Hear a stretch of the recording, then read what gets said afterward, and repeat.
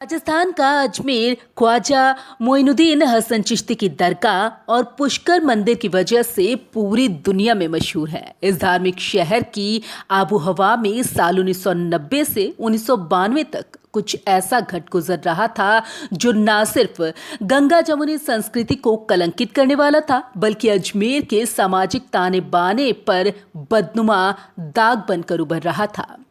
उस वक्त एक स्थानीय दैनिक नवज्योति अखबार में एक ऐसी खबर छपी जिसने सबको हिला कर रख दिया। इस खबर में स्कूली छात्राओं को उनकी अश्लील तस्वीरों के जरिए ब्लैकमेल करते हुए उनका यौन शोषण किए जाने का पर्दाफाश किया गया था। बड़े लोगों की पुत्रियां ब्लैकमेल का शिकार टाइटल से प्रकाशित खबर ने पाठकों के हाथों में अखबार पहुंचने के साथ ही भूचाल ला दिया। क्या नेता, क्या पुलिस, क्या प्रशासन, क्या सरकार, क्या सामाजिक धार्मिक नगर सेवा संगठन से जुड़े लोग, सब के सब सहम गए। ये कैसे हो गया? कौन है? किसके साथ हुआ? इसके बाद खुलासा हुआ कि गिरोह अजमेर के गर्ल्स स्कूल सोफिया में पढ़ने वाली लड़कियों को फार्म हाउसों में बुला बुला कर रेप करा रहा है और उन लड़कियों के घर वालों को भनक तक नहीं लग रही।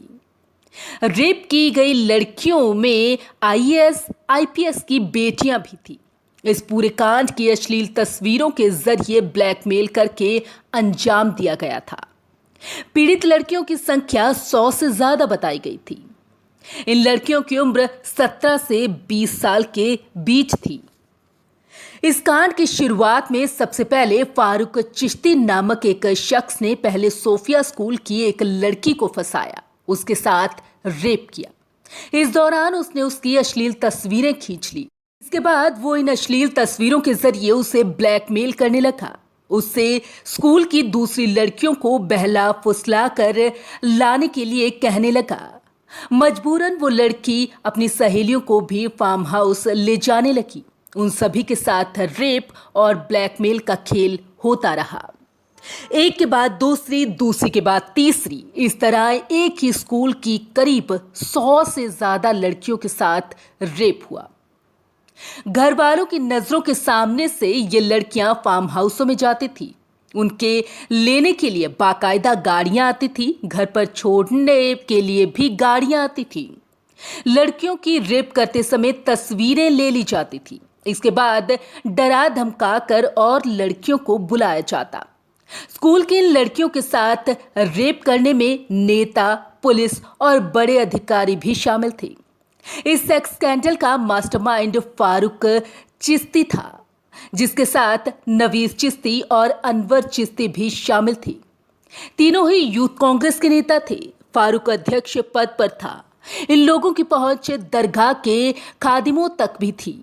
खादिमों तक पहुंच होने के कारण रेप करने वालों के पास राजनीतिक और धार्मिक दोनों तरह की शक्तियां थी। रेप की शिकार लड़कियां ज्यादातर हिंदू परिवारों में से थी।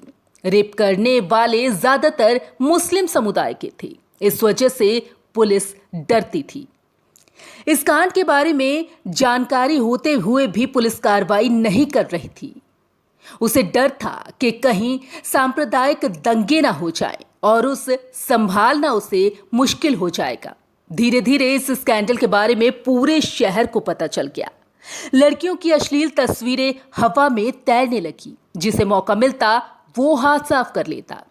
लड़कियों को ब्लैकमेल करके उनके साथ रेप करता। यहां तक कि नेगेटिव से फोटो को डेवलप करने वाला टेक्नीशियन भी इसमें शामिल हो गया था। समाज में अपनी बेइज्जती होती देख लड़कियां एक एक करके खुदकुशी करने लगी। उन्हें इस नर्क से निकलने का रास्ता जिंदगी को खत्म करना ही समझ आया, क्योंकि परिवार, समाज, पुलिस और प्रशासन तक कुछ नहीं कर रहा था। इस तरह 6-7 लड़कियों की खुदकुशी के बाद मामला संगीन हो गया। इस बीच दैनिक नवज्योति के एक पत्रकार संतोष गुप्ता ने इस केस पर सीरीज शुरू कर दी। उनकी खबरों ने पुलिस और प्रशासन पर दबाव बनाना शुरू कर दिया। पत्रकार संतोष गुप्ता ने दूसरी खबर, छात्राओं को ब्लैकमेल करने वाला आजाद कैसे रह गए, शीर्षक के साथ प्रकाशित की। खबर के साथ लड़कियों के अश्लील तस्वीरों की छाप भी दी ताकि छात्राओं के साथ हो रहे यौन शोषण को खुली आंखों के साथ देखा जा सके। इसके बाद तो पूरे राजस्थान में जैसे कोई तूफान आ गया।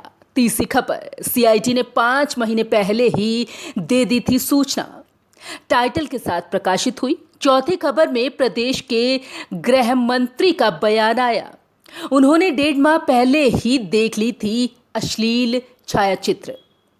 इसके बाद क्या था, जनता ने सड़कों पर उतरकर अजमेर बंद का ऐलान कर दिया। शासन और प्रशासन पर भारी दबाव पड़ा। नगर के जागरूक संगठन गुनाहगारों को सजा दिलाने के लिए सक्रिय हो गए। स्कूल छात्राओं के साथ यौन शोषण का सारा खेल शहर में सुनियोजित तरीके से मुस्लिम समुदाय के प्रभावशाली युवाओं के द्वारा हिंदू लड़कियों के साथ किया जा रहा था। इसे लेकर विश्व हिंदू परिषद, शिवसेना, बजरंग दल जैसे संगठनों ने मुट्ठियां तान ली। इस मामले के बारे में राजस्थान के तत्कालीन मुख्यमंत्री भैरव सिंह शेखावत को अवगत कराया गया। उन्होंने एक्शन लेने को कहा। इसके बाद तत्कालीन उप अधीक्षक हरिप्रसाद शर्मा को पहले मौखिक आदेश देकर मामले की गोपनीय जांच करने को कहा गया। गोपनीय जांच में हुए खुलासे के बाद तो जिला प्रशासन के हाथ पैर ही फूल गए। इसके बाद इस मामले को दबाने की प्रक्रिया शुरू कर दी गई। तत्कालीन पुलिस महानिरीक्षक ओमेंद्र भारद्वाज ने बाकायदा प्रेस कॉन्फ्रेंस करके इस सेक्स स्कैंडल को ही झूठा करार दे दिया। यहां तक कि उन्होंने 4 लड़कियों के चरित्र पर भी सवाल खड़े कर दिए। पुलिस महानिरीक्षक के बयान अखबारों में सुर्खियां बनने के बाद अजमेर ही नहीं, राजस्थान भर में आंदोलन शुरू हो गया। इस सेक्स स्कैंडल की चर्चा पूरे देश में होने लगी। आखिरकार चौतरफा दबाव के बीच 30 मई 1992 को भैरव सिंह शेखावत ने केस सीआईडी सीबी के हाथों में सौंप दिया। इसके बाद इस मामले में अजमेर पुलिस ने भी रिपोर्ट दर्ज कर लिया। इसके अगले ही दिन सीनियर आईपीएस अधिकारी एन.के. पाटनी अपनी पूरी टीम के साथ अजमेर पहुंचे। 31 मई 1992 से इस केस की जांच शुरू कर दी गई। इस जांच में युवा कांग्रेस के शहर अध्यक्ष और दरगाह के खादिम चिश्ती परिवार के फारूक चिश्ती, उपाध्यक्ष नफीस चिश्ती, संयुक्त सचिव अनवर चिश्ती, पूर्व कांग्रेस विधायक के नजदीकी रिश्तेदार अलमास महाराज, इशरत अली, इकबाल खान, सलीम, जमीर, सोहेल गनी, पुतन इलाहाबादी, नसीम अहमद उर्फ टार्जन, परवेज अंसारी, मोहिबुल्ला उर्फ मेराडोना, कैलाश सोनी, महेश लुधानी, पुरुषोत्तम उर्फ जॉन, वेस्ले उर्फ बबना और हरीश तोलानी नामक अपराधियों के नाम सामने आए।